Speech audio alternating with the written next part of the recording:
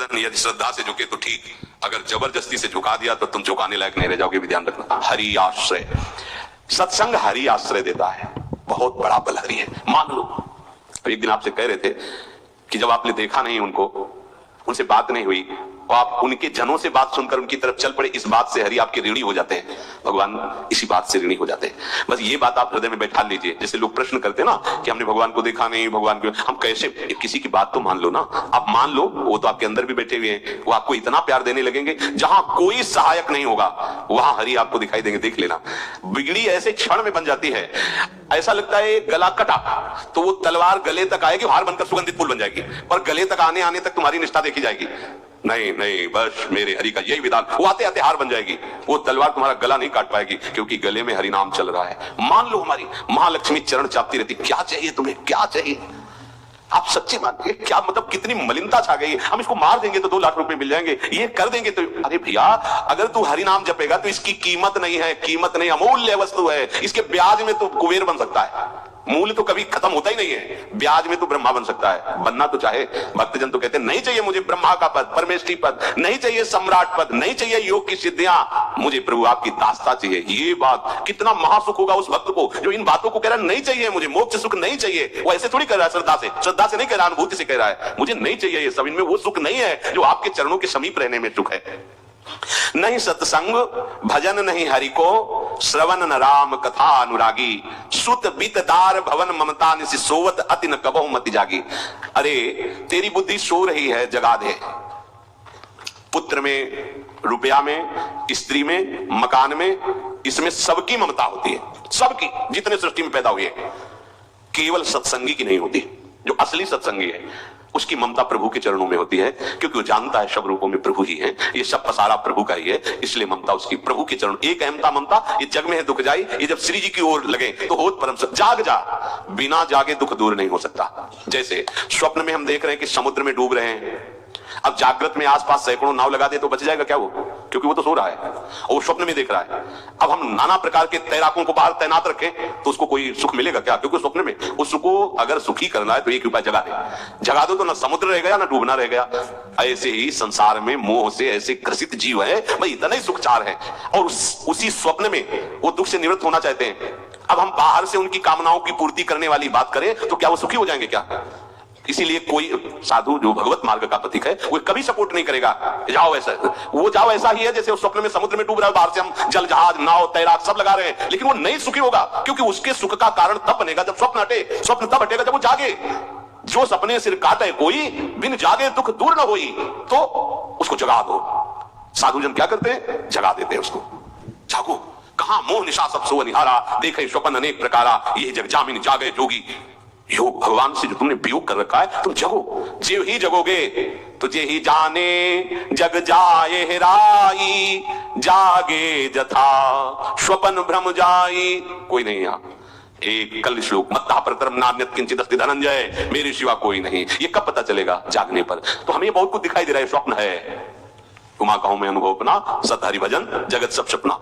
तो बोले तुलसीदास हरि नाम सुधा तजी, सठ हठ पियत विषय विश्व मांगी। अगर कहीं संतों के पास भी गए तो क्या मांग रहे हैं, हट करके विषय विष मांग रहे हैं। वो आत्मदेव नाम के ब्राह्मण थे, सब कुछ समृद्धि थी, संतान थी नहीं, बड़े दुखी गृहस्थी में। हमारा कुल चलाने वाला होना चाहिए, बड़ा भ्रम बैठा हुआ है, हमारा कुल चलाने वाला जो सब बेकार, जीवन ही बेकार हो गया। बिना गुरु के यदि शास्त्र पढ़ोगे ना तो भ्रमित हो जाओगे। स्पष्ट लिखा, पुत्र नाम के नरक की उसको प्राप्ति होती जिसके संतान नहीं होती। अब तो गृहस्थ में बेचारा पड़े परेशान, उन्होंने सोचा इससे अच्छा आत्महत्या कर लें। बहुत संतों के पास जाकर के यज्ञ करके सब अपनी कामनाओं की पूर्ति चाहते, दान पुण्य दे करके। उसने भी जितना उपाय हुआ किया, नहीं हुई संतान, मरने के लिए वो जंगल में। उधर से एक सन्यासी जी आ रहे थे, देखा साधु तो ब्राह्मण तो थे, उठे प्रणाम किया, देखा उनका उदास क्यों, उनका महाराज उदास ही नहीं, मैं तो आत्महत्या करने आया हूं यहाँ जंगल में। अरे ये तो महापाप है, आत्महत्या तो बड़ी दुर्गति का कारण है। बोले महाराज अगर आप बचाना चाहते हो तो आप कृपा करो। क्या क्या चाहते हो? बोले हमारे पास सब कुछ है, बेटा नहीं दोगे तो हमारा जीवन बेकार। तो उन्होंने अंतर्दृष्टि से देखा और कहा 7 जन्म तक तेरे पुत्र नहीं भाग्य में तेरे लिखा है। तो उसने कहा फिर तो अभी मरते हैं, आत्महत्या करते हैं, 7 जन्म के बाद हम 7 दिन नहीं जिएंगे, हमें पुत्र चाहिए। संत का दयालु देखो, जिनके पास तपस्या और भजन का धन होता है, जब भगवान अधीन है तो कुछ भी कर सकते हो, कुछ भी कर सकते हैं। प्रारब्ध मिटाना कोई बड़ी बात नहीं। प्रारब्ध जानते हो कोई देवता थोड़ी है, तुम्हारा पीछे का किया हुआ कर्म है। और इधर जोर का भजन है, भजन के प्रभाव से कर्म को नष्ट करने में देर थोड़ी लगती है। ये तो अच्छे शुभ कर्म करो तो तुम्हारा प्रारब्ध बदल जाएगा। भजन का प्रयोग प्रारब्ध बदलने के लिए थोड़ी है। पर वो ऐसा हट के, तो उनका देखो हट करने से लाभ नहीं मिलता है। उनका हमें उपदेश नहीं, हमें पुत्र चाहिए। अगर आप भगवत प्रेरित होकर यहाँ आए हो तो आप हमें, तो उन्होंने तपस्या के बल से फल की रचना की और जाओ अपनी पत्नी को ये फल पवा दो और इससे निश्चित पुत्र होगा। बहुत प्रसन्न, अब कामना पूर्ण थी तो देख लो प्रभाव, देखो कामना का। प्रसन्न हुए आए, धुंधुली नाम था उनकी पत्नी, नाम भी बहुत बढ़िया था धुंधुली। वो कहा कि देखो ये फल खा लो, तुम्हारी संतान हो जाएगी। तो बहुत मीठी बात बोलती थी, मृदुभाषी, कपट हृदय, अलग अलग क्षेत्र होता है, हृदय कपट और मुख में मीठी बात। बहुत संभल के व्यवहार करना चाहिए ऐसे लोगों से। मधुरिया बानी, मीठी, क्या मृदु भाषा नहीं। प्रीतम आप चिंता मत करो, फल ऐसे थोड़ी खाया जाता है, नहा धो के पवित्र होके फिर। हाँ उनका ये बात बोला, आप अपने काम में लगो, हम पा लेंगे ऐसा। अब आपको विश्वास नहीं, बोला विश्वास तो है, इसमें क्या विश्वास, आप भी तो चाहती ना पुत्र हो। बोले हाँ।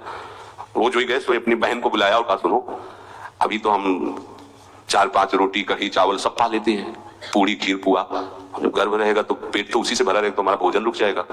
हाँ ये तो बात है। और जब पेट बढ़ेगा, अगर घर में आग लग गई तो फिर भाग नहीं पाएंगे, तो हम जल जाएंगे। ये निगेटिव सोच वाले लेते। और पंडित जी तो इसी बात में लगे कि गर्भ रह जाए तो क्या करें, तुम्हारा हम खाएंगे तो है नहीं, पक्की बात, पर करें तो क्या करें। पंडित जी को कैसे सब, तो उनका देखो एक बात है, हमारे गर्भ है, हमारे कई लड़के हो चुके हो, गरीबी है ही है हमारे यहाँ, तुम कुछ पैसा दे देना और ये नाटक करना कि मैं गर्भवती हूँ, बच्चा समय होने पर हम पहुंचा देंगे, हम घोषित कर देंगे हमारा बच्चा मर गया। तो पंडित जी को तुम नाटक में बताते रहना कि गर्भ है, बच्चा हो जाए। पंडित जी कहते ना बच्चा हो गया है, तो बोले दूध पिलाने की समस्या आएगी। तो बोले ये तुम कह देना कि पहला बच्चा है, हमारे वक्षा स्थल में दूध नहीं, हमारी बहन का था तो मर गया बच्चा, तो उनको बुला लेती तो बात बन जाएगी, बढ़िया बात हो गई। परीक्षा के लिए फल गाय को खवा दो, गाय को खवाया। ठीक समय पर गोकर्ण जी प्रकट हुए, दिव्य तेजो में बालक, कान केवल वो गाय के, बड़े ही विद्वान और भगवत संत के द्वारा। कहा था 7 जन्म तुम्हारे भाग्य में, बच्चा नहीं तो नहीं है, देखा गाय के वो गोकर्ण जी प्रकट हुए। उधर उनके जो बच्चा पैदा हुआ वैसे ही नाटक के द्वारा पहुंचा दिया गया, वैसे ही पूरा जैसा पहले पक्का हुआ। अब उसने कहा कि हमारे तो स्तनों में दूध नहीं, हम अपनी बहन को बुला ले, उनका बच्चा मर गया। हाँ हाँ हमारा बच्चा स्वस्थ होना, आप बुला लो, उसको हम धन भी देंगे, वो हमारे बच्चे की सेवा करो। अपने नाम से जोड़ करके उसका नाम रखा धुंधकारी, धुंधुली और धुंधकारी, अज्ञान का साक्षात स्वरूप। और जैसे ही वो अवस्था बढ़ती गई तो उसके पाप आचरण बढ़ना शुरू हुई। बच्चों के साथ खेलता, खेलते हुए बच्चों को उठा लेता और कुएं में डाल देता, मतलब घोर अत्याचार। गोकर्ण जी हर समय भजन साधन शास्त्र स्वाध्याय। जब और बड़ा हुआ तो फिर माता जी को अपने डंडों से रोज पूजन करता, पिताजी को गाली लात थप्पड़। पिताजी तो रो पड़े। गोकर्ण जी से कहा कि बेटा हमारी गाय से प्रकट हुए पर भरोसा आप ही का है, बचा सकते हो। तो बोले पिताजी जाओ यहाँ से, भाग जाओ यहाँ से, एकांत जंगल में जाकर भगवान श्री हरि का भजन करो। उन्होंने 2 श्लोकों में प्रदेश किया। दूसरा श्लोक है धर्मम भजस्व सततम त्यज लोक धर्मान सेवन सदा साधु पुरुषं जहि काम तृष्णाम अन्यस्य गुण दोष चिंतन मास मुक्त्वा सेवा कथा रसम हो नितराम पिबत्वम। हे पिताजी अब तुम लोक धर्म का त्याग करके भागवत धर्म को स्वीकार करो, एकांत में जाकर साधु महापुरुषों के संग से उनके उपदिष्ट उपदेश के अनुसार आचरण करो, प्रभु की लीला कथा सुनो, ना कोई कामना ना कोई तृष्णा, किसी के गुण दोष का वर्णन मत करना और सदैव भगवत सेवा भावना में रहना, इसी जन्म में तुम्हें भगवत प्राप्त। वो तो उधर गए। इतनी पिटाई की उसने मां की, मां कुएं में गिरकर आत्महत्या कर ली।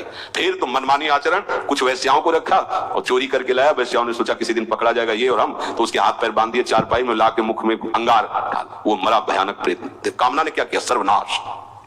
किसी को हरि पे मुख होकर कभी सुख मिल सकता है।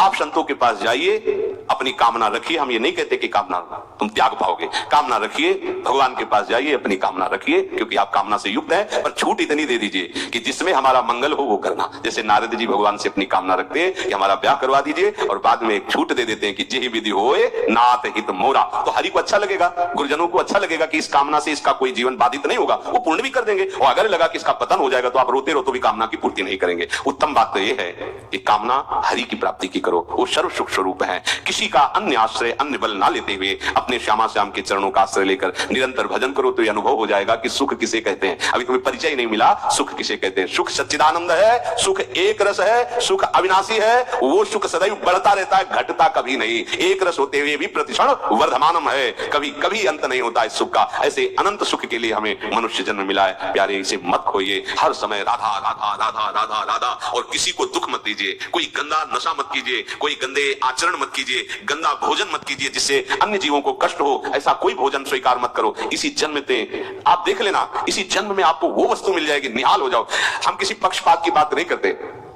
अगर इस छाती को बचपन से अभी तक ऐसा, तो हम कह देते कि भाई आगे कुछ भी हो, कोई भी हमारी गलती हो, हम ये मान सकते हैं, पर हमें ये पता चला कि बचपन से आज तक जलता ही रहा, कभी शांति नहीं मिली, भागता ही रहा, पर कभी विश्राम नहीं मिला। और हम ये आपको कह रहे हैं कि जैसा प्यार प्रभु वैसा अन्यत्र कहीं कभी कहीं नहीं मिला। और प्रभु के प्यार का मूर्तिमान स्वरूप हमारी प्यारी जो निहाल कर दिया प्रभु ने, प्यारी जो के चरणों का आश्रय और उनका परिचय देकर पूछो बस, यहां वाणी मौन हो जाती है। प्यारी जो तो प्यारी जो, और हम ही नहीं, आप सब महाभाग्यशाली है। वृंदावन आए, राधा किशोरी जी के घर में आए और उनकी चर्चा सुन रहे हैं, उनके सिद्धांत सुन रहे हैं। कहीं ना कहीं आपके अंदर उनकी तरफ बढ़ने की इच्छा भी है, ये बहुत बड़ी बात है। बस इस इच्छा को, इस आशा को इतना बढ़ा लो कि कोई इच्छा न रह जाए, कोई आशा न रह जाए। हर समय निरंतर नाम जप करते रहो। तुलसीदास हरिनाम सुधा तज, भगवान नाम तज कर विष मांगते हो। सुकर श्वान सृगाल सरिस जन, जनमत जगत जननी दुख लागी। ए काहे को ऐसी गालियां सुनोगे, ये गालियां है। ये सुअर कुत्ता की तरह जीवन व्यतीत करते हो। धिक्कार तुम्हारी मां को जो तुम्हारे जैसा पुत्र जन्मा।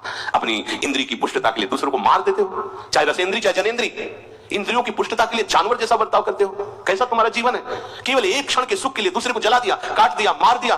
चाहे रसेंद्री का सुख चाहे जनेंद्री का सुख, एक क्षण के सुख के लिए उसका गला काट दिया, उसको राम के खा रहे हो, उसके साथ भोग किया, उसको काट के फेंक रहे हो, उसको जला रहे हो। क्या तुमसे तो अच्छा सुअर कुत्ता है कि वो अपनी योनि के अनुसार बर्ताव कर रहा है। तुम मनुष्य योनि होकर ऐसे गंदे काम करते हो। सुधर